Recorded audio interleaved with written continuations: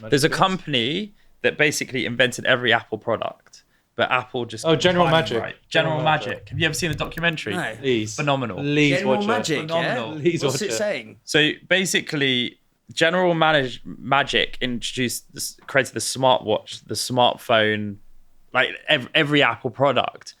So if you take the smartphone, for example, they launched it into the market and it was a bold innovation. Yeah. But the issue that they had is that 3G hadn't launched yet. So people were using these phones and couldn't do anything with them. They couldn't really truly connect to the internet.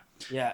So basically what Steve Jobs was incredible at, and that is like I think for many reasons we would look up to someone like him, is just like understanding culture. Like he would hang with musicians, he would listen to rock and roll music, he would do LSD. He was a hippie, right? And the whole campaign around thinking different, like that, Apple was all about doing things differently to these like archaic machines like Dell, for example. And I think he really looked at artists and pop art and culture and music, and that was a real inspiration to how he built these machines and these products, but also how he launched it into the marketplace, right? And that's why he then eventually had this huge impact on the music. He saved the music industry with iTunes, right? But what he was phenomenal at was timing. So he, like before the iPhone existed, you had the iPod, right? And the iPod exceeded like, I can't remember, was it like Sony, or I don't know who brought out the first MP3 player, but they sold the MP3 players based on features. Like, this is going to have 5 gigs or something, where he says something like 1,000 tunes in your pocket. Which is how people wanted to move about and listen to music. And it was cool because people wanted it in their pocket. And it was just like, it appealed more culturally to people, even though I think 5 gig was probably more than 1,000 songs. You know what I mean? Yeah.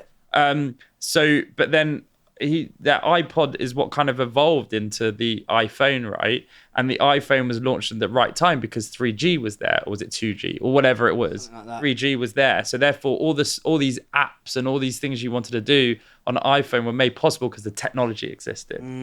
So I always sort of explain it. It's like, do you surf? No, neither boogie boarding in Portugal. Yeah. Neither do I. Yeah. But the analogy is amazing. Is like when you go surfing, right?